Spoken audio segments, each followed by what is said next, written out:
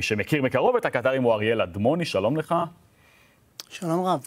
דוקטורנט באוניברסיטת בר אילן, שמתמחה בקטר. קודם כל, התרשמות שלך מההתנהלות של אל-ג'זירה במקרה הזה. עלילת דם, אי אפשר להגדיר את זה אחרת.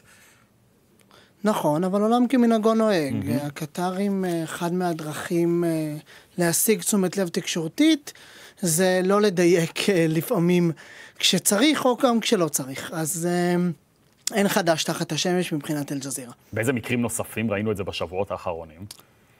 הקטרים בהמון מקרים רצו דרך הרשת הזו למשוך תשומת לב, ולכן אופן הסיקור היה, הייתי אומר, ככללו, לא מדויק. זאת אומרת, ההטיות הקטנות, כל מיני כתבות, אגב, עוד לפני הישיבה באוקטובר, שהיו מאוד מאוד סימפטיות כלפי טרור פלסטיני, חלקם תומכות בגלוי בטרור פלסטיני, וגם כתבות שהן נחשבות, הייתי אומר, או כתבים, שנחשבים מאוד מאוד מוכרים, ההטיה היא לעתים בילט אין בתוך אופן הדיווח. תגיד, אל-ג'זירה היא רשת, אתה יודע, שמשדרת לכל העולם, מאוד נצפה, בעיקר בעולם הערבי, אבל גם בעולם המערבי. כמה חופש עיתונאי יש לכתבים שלה? לא הרבה.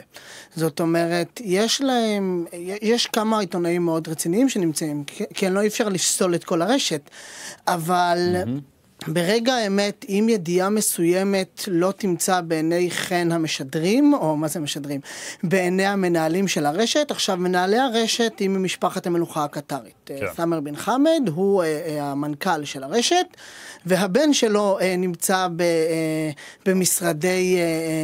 במשרדי התקשורת של קטר. זאת אומרת, בסוף אין בעיה אם זה מושך אלינו תשומת לב, שתדווחו גם דברים שיוציאו בעלות ברית שלנו באופן רע, אבל א', את קטר אי אפשר להוציא רע, וב', אם אתה מפריז יותר מדי באופן הסיקור, בצורה שפוגעת לי ביעדים דיפלומטיים של דוחה, אז אני אעצור אותך. גם כתבות שעכשיו עולות על המוקד, קידטון וחדיג'ה בן קנה, כשהתנהלו באופן שסתר את, הייתי אומר, את מטרת העל הקטרית, שהיא מתגוונת לעתים, ידעו מלמעלה לרמוז להם, ולעתים גם לנזוף כדי לדעת איפה לעצור. אל-ג'זירה היא רשת שמשמשת הלכה למעשה כזרוע של השלטון הקטרי, הפצת תעמולה קטרית, קידום המדינה הזאת בעולם.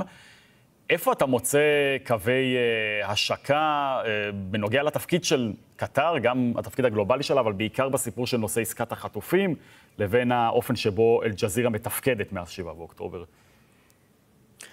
שבסוף שני האייטמים לפנינו דיברו במובן מסוים על קטר. קטר השתדלה להכניס את עצמה גם בעניין של הדיונים באום, גם בעניין של התיווך, ובסוף זה עוד כלי ליחצן את קטר, לשים אותה על המפה, ברגע כזה שהעולם הערבי לא יכול, וכמו שאמרתי גם העולם המערבי לא יכול, להתעלם יותר מקטר בתמונה הזו. אי אפשר לחשוב על עולם ללא קטר, במיוחד לא ברצועת עזה. ברגע שאנחנו צריכים בקפריסין או בעוד מקומות, ערוץ התקשורת המרכזי שדרכו מספקים מידע היא דרך רשת קטרית, אז אנחנו נשים את עצמנו על המפה. מספיק לשמוע את השם של הרשת, שהיא באל-ג'זירה בקיצור חצי האי, וחצי האי המשמעותי שאתה הולך לחצי האי ערב, הוא חצי האי ערב, הוא לא חצי האי הקטרי.